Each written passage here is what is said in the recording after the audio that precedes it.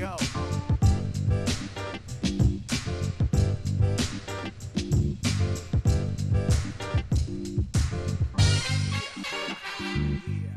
Panic. Nothing personal. Word of the day. Monday, July 19th, 2021 is panic. The lead story in my mind is what happened at Nationals Park this past weekend. An absolute nightmare for everyone in that ballpark, for every executive, for every player. If you don't know what happened, I want to take a minute to recap and then give you a little insight, which is what we do on Nothing Personal. Game's going on. It's the Nationals. It's the Padres. You're in Washington. Everything's fine, other than the fact that your home team is not winning the game. 8-4 Padres, bottom of the sixth inning after a 3-run top of the sixth. All of a sudden, there's some sort of bang, and no one knows what's happening. What's happening is that there's gunfire either in or out of the ballpark. Players come off the field because they're off the field, and all of a sudden panic sets in. I want to help you understand what should have happened, what did happen, and what needs to change.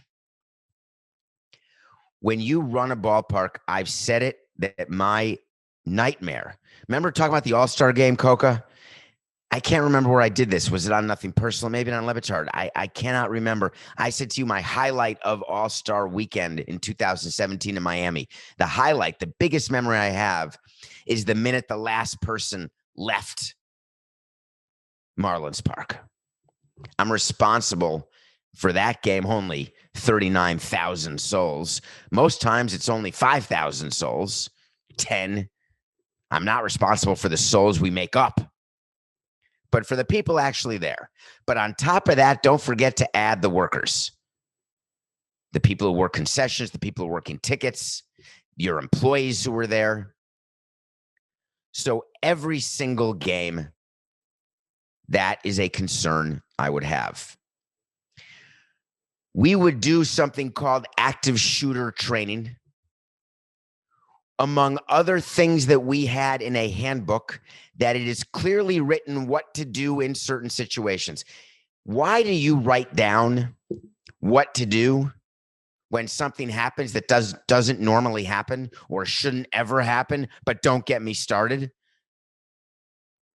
You write down the protocol, you write down the 10-step plan, the 5-step plan, the 50-step plan, because when there is panic, as much as you say, hey, I'm good, I've got this, my head is clear, my heart rate is down, there are things that can be forgotten. Let's go to something as ordinary as being a pilot. Now, being a pilot is the coolest, most extraordinary thing, but you can be a pilot for one day with 1 hour of flying time, or you can be a 10-year veteran pilot who has flown thousands of hours. When they are taking off, there is a checklist, and they read the checklist. 1, check wind shear rates. 2, flip switch 42A on. I'm not a pilot. I can't tell you what it is, but they're checking the checklist. They go through it, and there's 2 of them going through it. On landing, checklist before they turn the plane off and on. You get what I'm saying?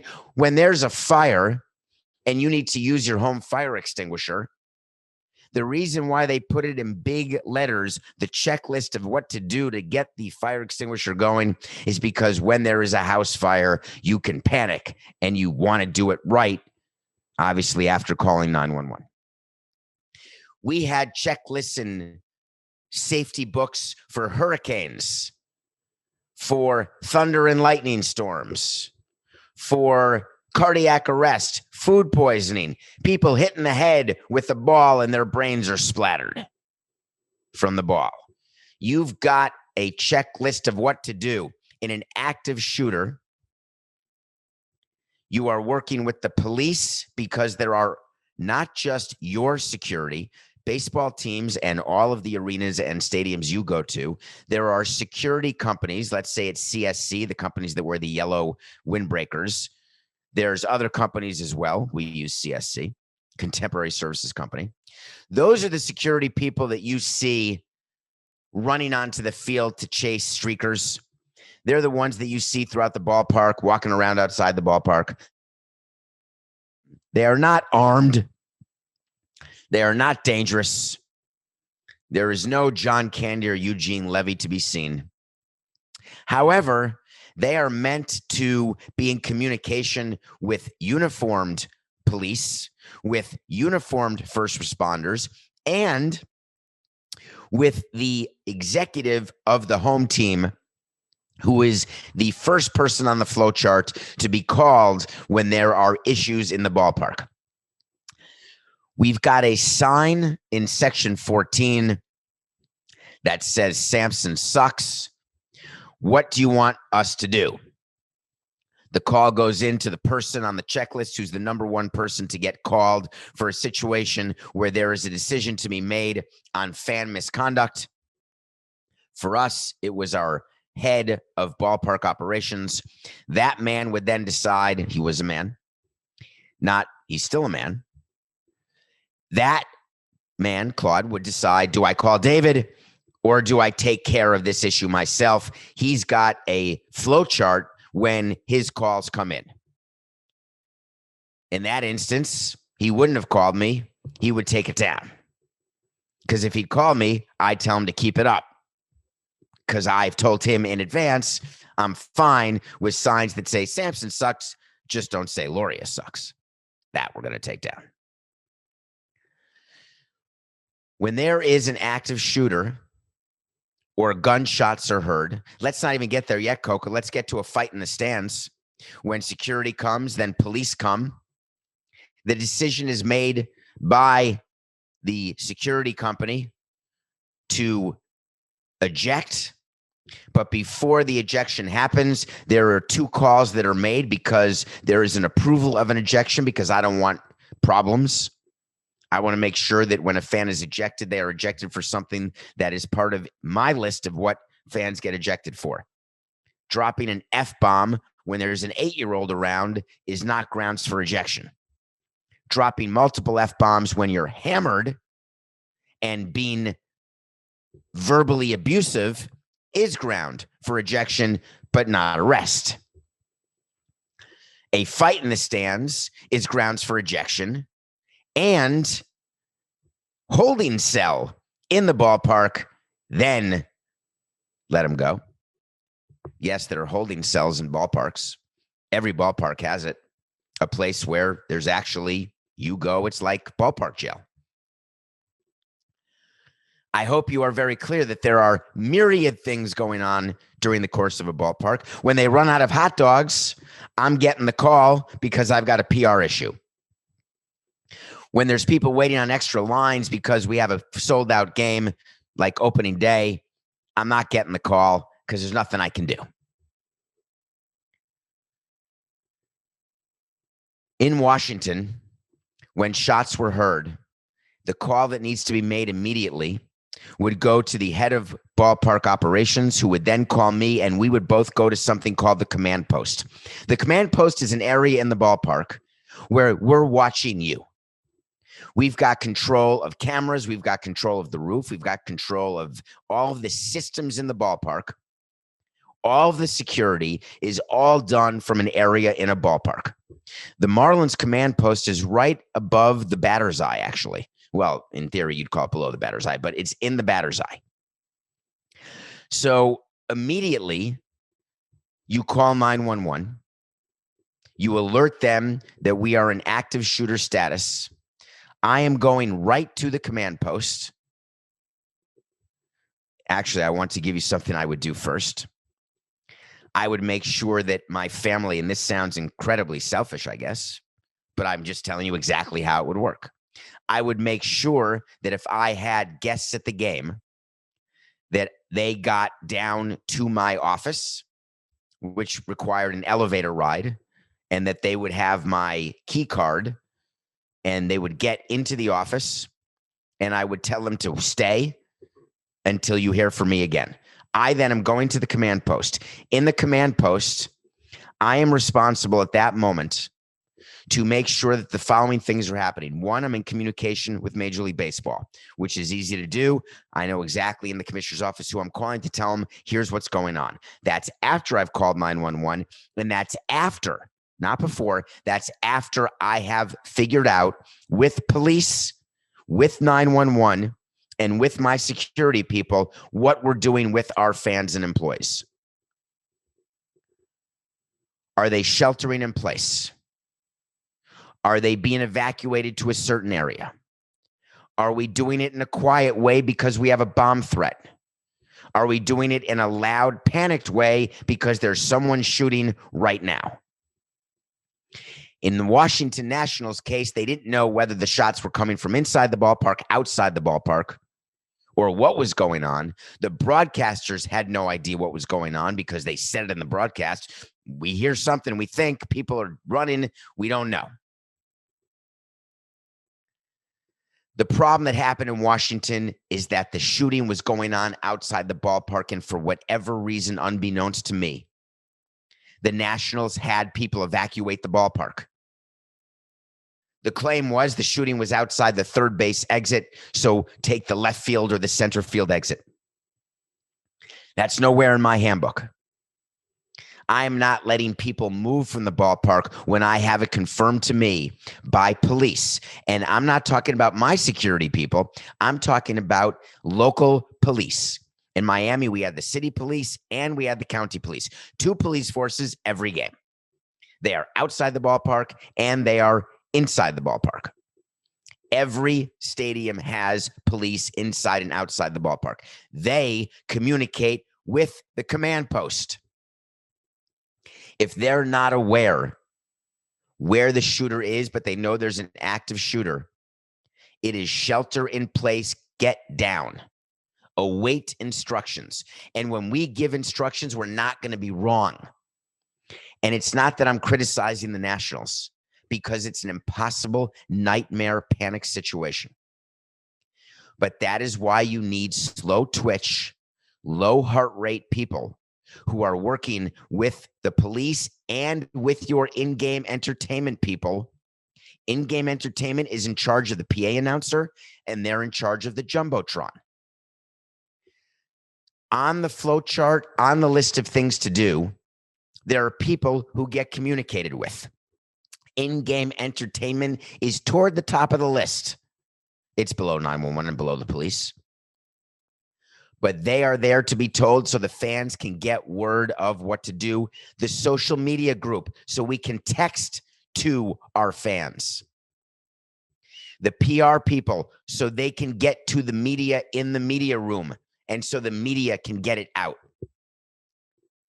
The PR people to get to the broadcasters so they can get it out.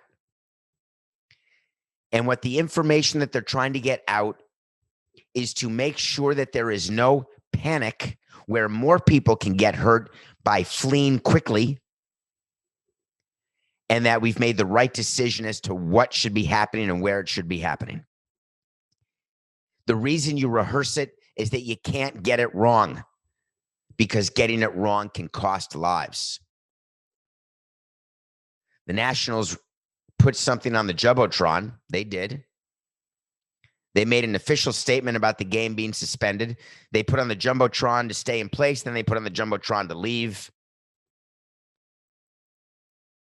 I was scared, but amazingly proud of the players and of the security down on field level. Great stories you can read about players who allowed, not just for their families, but for fans in general, to come down through the dugout into the tunnel. The way the dugouts work is you can access from the field. There are certain doors that have, by rule in baseball, there are certain breaks in the fence where you can access the field. But in a panic situation, you can also jump over these short walls to get to the field, even though there's netting now, so that may be a little different. The players allowed fans to come and seek shelter. That creates another security issue, which was taken care of immediately by security who we would send and the Nationals properly sent down to the clubhouses, because you just can't have fans and players that close interacting, going through the clubhouse, etc. There are plenty of rooms down in the service area, the level where there is a clubhouse, to get shelter. You don't let people leave your ballpark if there's an active shooter outside your ballpark until you get permission from the police. And once that permission is there, you tell your fans there is no reason to be concerned.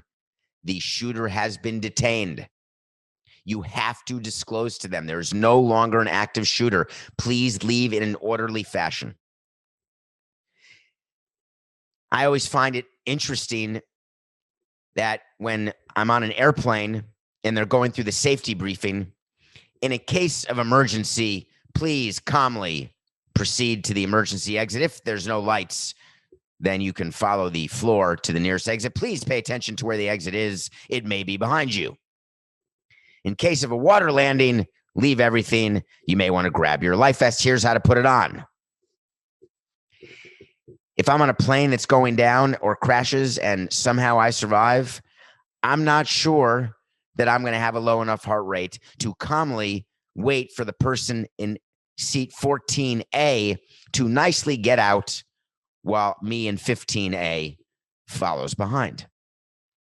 In an active shooter situation, people have a tendency to run, which can lead to trampling and sometimes more injuries than even in an active shooter situation, which, as it turned out, was a drive-by shooting, as opposed to the worst of the worst nightmare, when you are counting what the nightmares are, is someone just opening fire in your ballpark indiscriminately, like Vegas, but indoors. But a drive-by shooting where one of your fans waiting for an Uber outside the ballpark gets shot is an absolute nightmare. I hope that no other team ever has to do anything other than practice. There's other things we practice as well, like what to do with fans whose behavior is so inappropriate that it doesn't even go to the flow chart up to me. If you throw something on the field, we have a very simple rule. You're gone. Hard stop. I don't care if it's a baseball. I don't care if it's a hot dog or a giveaway bobblehead or some sort of other projectile or a bottle top. You throw something on the field, even if it's in between innings, it's an immediate ejection. If you throw a baseball on the field and you hit someone, like a security guy or a player, it's an ejection, and I'm going to want to press charges. The Red Sox-Yankees had a game this weekend, and Alex Verdugo, who's the former Dodger who got traded to the Red Sox from Mookie Betts, was playing in the outfield at Yankee Stadium, and a fan of the Yankees threw a baseball that hit Alex Verdugo in the back. Alex Verdugo, a bit of a red ass, totally understandable in this situation. Felt as though he wanted to reenact Malice at the Palace. Google it if you don't know what that is. He would have gone up into the stands in 2 seconds had it been easier and more accessible, and he wanted to crush the person who threw the ball at him. What's interesting to me is that he showed great restraint. What I do in that situation is I turn over that fan in the holding cell, have the police take him, and I want charges to be pressed. In this case, the fan did not have any charges made against him. Explain to me, can you walk down the street and take a baseball and whip it at someone and hit them and not be charged with assault? If you're a lawyer out there, what do I know? I'm just a lawyer who took the bar. I never practiced. I'll grant you, I have no idea. I took criminal law. I definitely passed it. I was under the impression that there is a law that you cannot take a baseball and whip it at someone. I may be wrong. I also think there's a law you can't take a hockey stick and throw it in someone's face. Oh, that's just hooking. My view is taking a baseball, and I said this inside a meeting at Major League Baseball, I wanted players to be charged. You want to stop fighting in baseball, which was something the commissioner wanted to do? When a player goes to the mound with a bat, charge him with a crime. When a player takes his helmet and throws it at a player, charge him. I don't care about the union. What are we doing here? But don't worry. The Yankees have it all taken care of. I want to tell you what they did and what it all means. While the Yankees appreciate the spirit and passion of our fans in our various rivalries, especially with the Red Sox, reckless, disorderly, and dangerous behavior that puts the safety of players, field staff, or fellow fans in jeopardy will not be tolerated.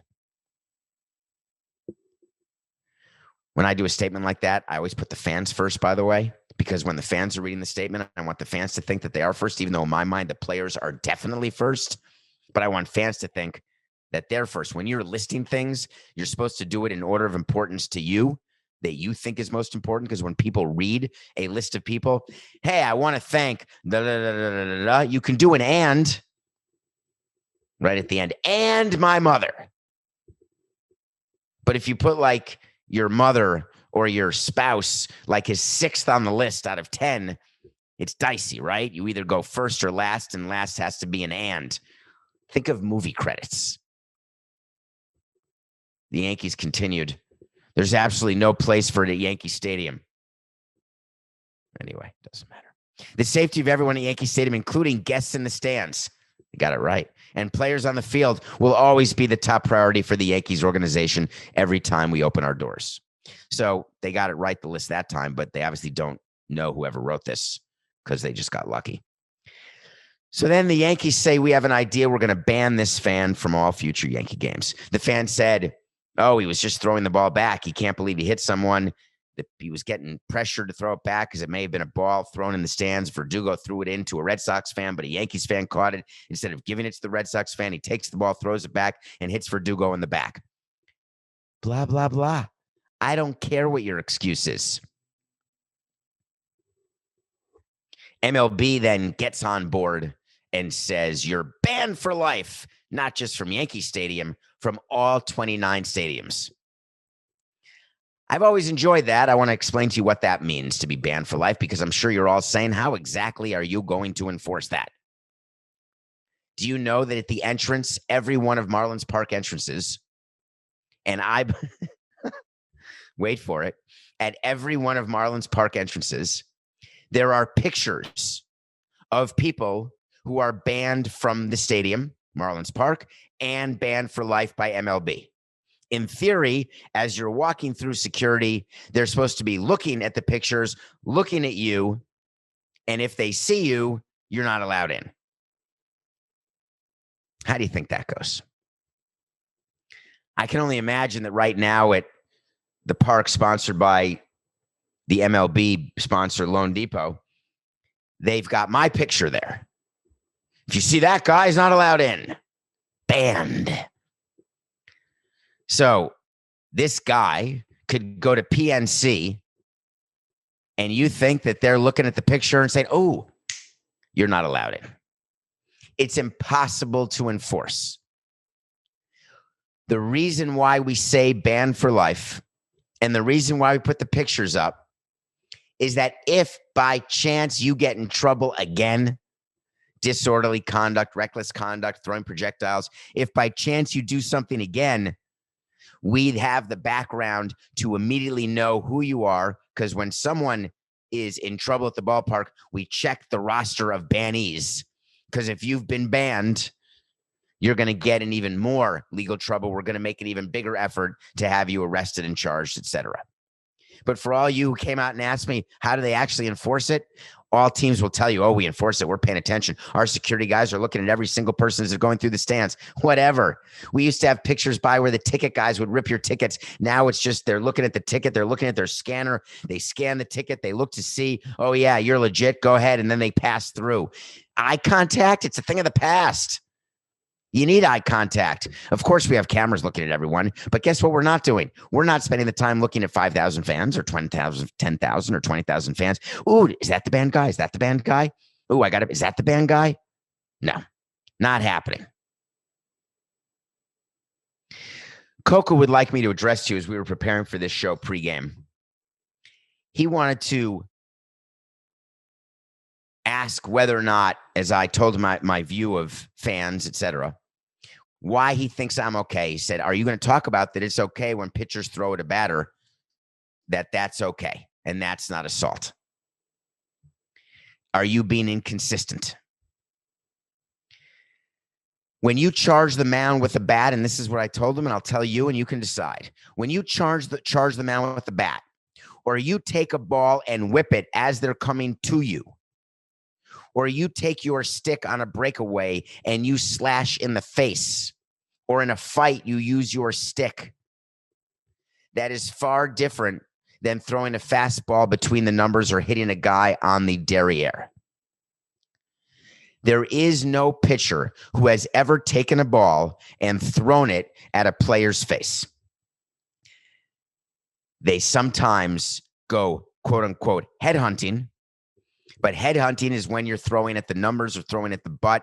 But pitchers don't have the best command all the time, so it can result in a too close to call fly over the head. The reason why I differentiate that is not a crime is I am looking at intent. I'm a big intent guy, and I'm a big consequentialist when it fits me. Consequentialist means I don't care what your intent was. I just care what the result was. Intent is I don't care what the result was. I just care what you wanted it to be. I get to be both, and I get to tell you why I'm both, because when the circumstances dictate, it's okay to be the intent guy.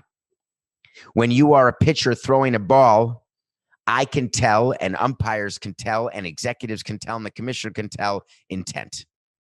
We say all sorts of stuff publicly. Oh, he wasn't throwing it at him. We make our managers say that. But we know very well because we've had the discussion. And people in the commissioner's office know very well because we've all been around the game. It's not a crime, Coca. Sometimes it should be, though. All right, when we come back, we have to talk about a movie that I watched that made me smile and wince. And then we are going to get into some other things that Coca hasn't told me yet because we're too much to talk about today. Too much. We're going to definitely go through the picks of the day and some wait to sees. We'll be right back. Thank you. Welcome back to Nothing Personal. My name is David Samson. Thank you. Hope you had a great weekend. Hope you went to Nothing Personal and rated, reviewed, and followed on Spotify, on Apple. Keep it up. Tell your friends about us. Get on YouTube, Nothing Personal with David Samson. Can you see anything different today than you saw Friday, than you saw Thursday? What could it be? Hey, Coke, I got a great idea. The first person, not the first person. This is even better. Can we do it with followers, Coca? Like, hey, I don't know what we can do. Something's different. This is what happens when we don't prepare this. Something's different today, but you got to go to Nothing Personal. And if you don't hit subscribe, we'll know if you don't subscribe, you're not eligible to win. I don't even know what you're going to win, but you got to subscribe to the YouTube channel and tell me what's different. Good on paper. Watch a movie every day. And that's really fun to do. There's an actress and comedian named Eliza Schlesinger. No relation to the president of the Brewers, Rick, that I'm aware of. Although I have no idea. If you've got a limited amount of time left to live, which is pretty much everyone, so act accordingly. I'm here to save you an hour and a half. Good on Paper is a movie about a woman who thinks that her boyfriend is good, but her friend says he may not be good. He seems to be a little creepy. He is a little creepy. Why is he so creepy? What's the story with him? She's looking for love, looking for a good relationship.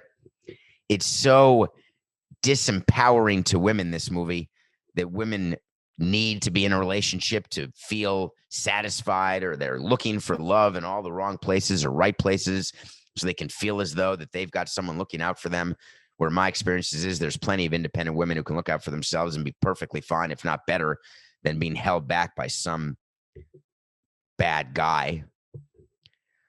It's not a great movie. Don't see it. I'm not going to spend any more time on it, but I watched it. Okay, that's enough of that. We got to talk about Ohtani, Coca. I don't want to let the day go without talking about Ohtani, because why wouldn't you? Shohei Ohtani is the player who is in the home run derby. Shohei Ohtani is the guy who pitches, the guy who hits. You know who he is. In the home run derby, you get $1 million for winning. You also get $150,000 if you get eliminated in the first round. So just by saying yes to the home run derby when you're a player who's being paid the minimum, you're going to get $150,000. That's 25% bonus of your salary. If you win it, you get like 180% bonus on your salary. We talked about that. Shohei Ohtani came out, and it came out that he took the $150,000 and generously gave it to people who help him. He gave it to staffers in the clubhouse. He gave it to clubhouse attendants. He gave it to the training staff. He gave it to media relations people. The way it works in baseball is that the people helping the players do not make a lot of money. You can work in a clubhouse as a clubhouse attendant. You're making an hourly wage, and you are hoping the players tip you. At the end of every road stand, technically the way this works, just so you can know this, I don't think we've ever talked about it. Under the collective bargaining agreement, players, when they're on the road, get a per diem each day. If you're on the road for 3 days, let's say you get $100 a day. With that $100 a day, you don't have to get a hotel room because we put you in a hotel and pay for the room. You can use that $100 a day to buy food. You can use it to gamble on the team plane, which is how the majority of players use it. You can use it to go shopping, but you're also supposed to use it because at the end of a road series, you tip the clubhouse manager on the visiting side. When you go to another stadium, there is a person in the clubhouse who's in charge of getting you your food, washing your laundry, taking care of everything you need, setting up your locker, breaking it down, packing your suitcase, packing your duffel, packing your equipment, giving you any sort of special request you have. Hey, I'd like the phone number of the person right above the dugout in the fourth row. Can you get a ball to that person with my phone number on it? Hey, can you get me a quarter pounder with cheese because my wife thinks I'm a vegan? Hey, can you make sure that the following things are happening right when I need them to happen? And I need a dinner reservation after the game. That's what clubhouse people do. That's the head of the clubhouse. Underneath the head of the clubhouse are people who are inside the locker room clubhouse, who are literally taking your jockstrap and your cup and your shoes. They're cleaning your shoes after games. They are actually the ones doing the laundry. The head of the clubhouse doesn't actually do the laundry. They are setting up the uniforms. They're staying till 2 a.m. every night to reset up your locker. So when you come back the next day, everything's normal. They're the ones going out and doing the errand of getting the quarter pounder or getting the phone number or doing whatever. Part of the $100 a day is used to tip. Tipping is how these kids, many of them are kids, are making a living. Then the trainers. The trainers are in charge of keeping you healthy. A lot of players do not like their trainers. They blame trainers for their injuries, which is so misguided and so misplaced that it gives me sweats.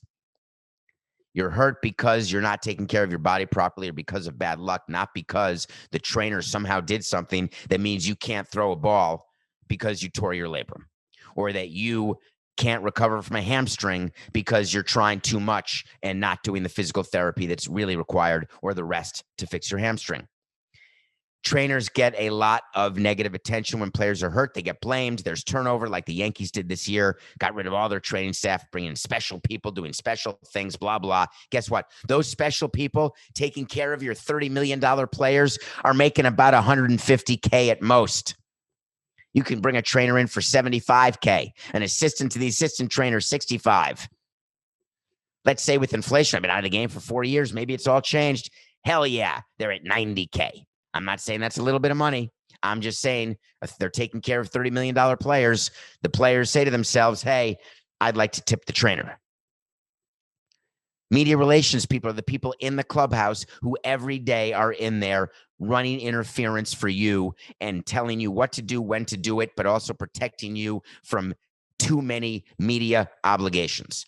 If you are Shohei Ohtani, that role is one of the most important roles of all time because you've got a group of Japanese journalists and photographers who are following you everywhere.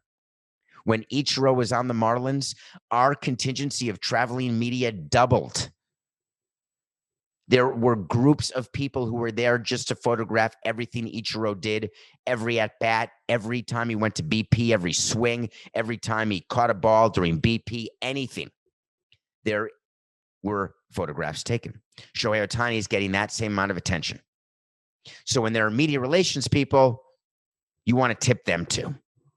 So Shohei Ohtani took his $150,000 and gave it to like 30 people. I thought it was incredibly generous, and I thought it was incredibly smart. There was some discussion on Twitter at David P. Samson about the tax implications of this. So I wanted to teach everyone the following. Anyone in the world can give you $15,000 right now. They can give it to you one time, $15,000. They can give you $1,000 a month for 12 months and then an extra $3,000. They can give you $2,000 one month, $8,000 another month, and then another $5,000. We can make it up however you want to make it up. And there is two things that happen when you give any stranger, anybody, under $15,000 in the calendar year. It's not just cash. It's also if you buy a plane ticket for someone, that is giving them something. There is no tax consequence to the giver of the $15,000. If you give below $15,000, you can give that to as many people as you want. If you give more than $15,000 to a person, then you have to declare that in your taxes that you have given a gift to someone, to declare the amount of the gift. If you do not have any of your lifetime gift exclusion left, which is about $11 million currently. So if you've given away more than $11 million, on the 12th million that you give away, you have to pay a gift tax. Gift tax is generally 50% of what you've given away. So if you give someone $1 million, you then give the government $500,000. That means you've given away $1.5 million. If you give away $15,000 to 1 million people, you do not have to file a gift tax return. You are not using any of your lifetime exclusion. You are in no issues at all. For the people who receive the gift, it is not taxable. When you work for someone and you get paid W-2 income, which is the form you fill out when you work, and then you have taxes withheld, you have Social Security withheld, and then you have to file a tax return. What's your gross income? My income is my salary or your income from investments, whatever your income is. You pay taxes on that. When someone gives you under $15,000, you don't declare that because you don't have to. It's not income to you. If someone gives you $30,000, guess what? If it's a gift, you do not have to declare it or pay taxes on it. But if the person who gives you the $30,000 does not disclose that he or she or they gave you that gift, they have a problem on their taxes. If you are given money and you don't know whether it's a gift, you have to ask yourself, am I doing something for this person? Do I do a job? If you're in the clubhouse and you are doing a job, and then you get a bonus for doing that job, that is income to you. If you are in the clubhouse and you are doing a job and you get tipped by a player to do that job, even if that tip is in cash, that is income to you. And you have to declare it. For all the people who get paid in cash and don't declare it, that is a violation of the law. What I find interesting is that I could make an argument, if I were the IRS, that the money given by Shohei Ohtani to the people he gave it to was not a gift, that it was actually compensation for the work they do. And I could make an argument that that should be income for those employees. That said, if you are an employee who got money from Shohei Ohtani, don't panic. The IRS has bigger things to do than figuring whether or not the person in the clubhouse or the media relations person or the trainer is taking Shohei's 14 grand in his income, or if it's being used as a gift. The overarching theme here is the generosity, respect, and just amazing thing that Shohei Ohtani did, because trust me, the majority of players, just like the majority of people, are not doing that.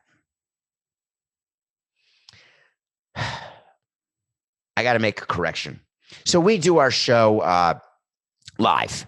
I think it's called live to tape because you can't watch it anywhere live. So it's not on YouTube live yet because Coca hasn't let me do a live YouTube show yet, which I really want to do, Coca, by the way. It's totally doable. I don't really know how to do it, but that's your job.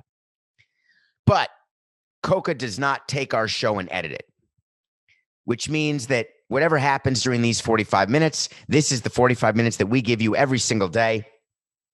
Sometimes I make mistakes. I want to hear from you when I do. I am not outstanding at a lot of things, but certainly at pronouncing names, but I need to do better. Ichiro, when he travels, and even when he doesn't, has people around him. He's got an interpreter. He also has a biographer, an assistant, an overall phenomenally important, nice, interesting, smart person who lives in St. Louis but is back and forth to Japan all the time, etc. His name is Brad. He is a friend of Nothing Personal. I've known him for a long time. He was instrumental in getting Ichiro to the Marlins. So he sent me something after the show last week, Friday, and said, "Come on, Samson. Out of respect to Ichiro, you have to pronounce Japanese names correctly. The Yankees have Kyle Higashioka, not Higashoka. It's Higashioka, which means Eastern Hillside." I appreciate that correction. I pronounced his name wrong. Now I got it right. He's the one who's part of the Yankees in COVID. Thank you, Brad. Nothing Personal pick of the day. On Friday, we had the Nats over Chris Paddock. We nailed it. Chris Paddock sucked. What I didn't count on is the Nats would give up 29 runs or 28 runs. We lost. Saturday, the Suns -4. Did you watch that game? The NBA Finals, Game 5. The Bucks found a way to win 123-119. I'm very angry that I lost the Nothing Personal pick of the day, but I'm very happy the Bucks won, so I could say it sort of worked. And then yesterday was a give me. Zach Wheeler beating the Marlins. So we had that. We went 1-2. We're 95-78 going into today's game. Lance Lynn is pitching. Lance Lynn just got a 2-year extension from the White Sox. Lance Lynn is the guy who the White Sox traded for from the Texas Rangers, who's only making about $10 million. He has been a stalwart, a workhorse for the Rangers every year. Consistent, takes the ball. Does not have injury issues. I'm knocking on wood. He's leading a great rotation, not the best White Sox pitcher this year, but wow, part of a great staff that's now locked up. They decided, and I get this, when you have a first place team and you You believe that you are now in your window that is going to last more than this season. You are looking into next season, the season after, and you say to yourself, our rotation's been so good. We've got Giolito, we've got Lynn, we've got Rodon.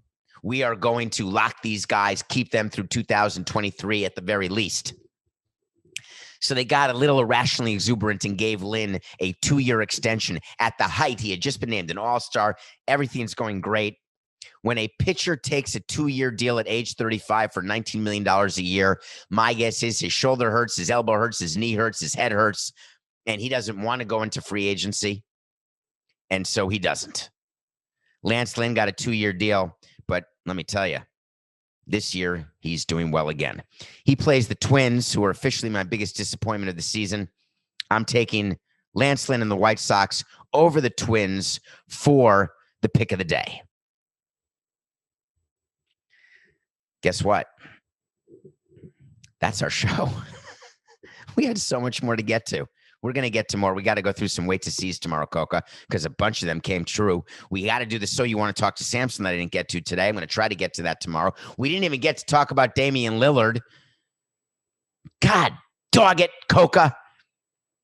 It's just business. This is nothing personal.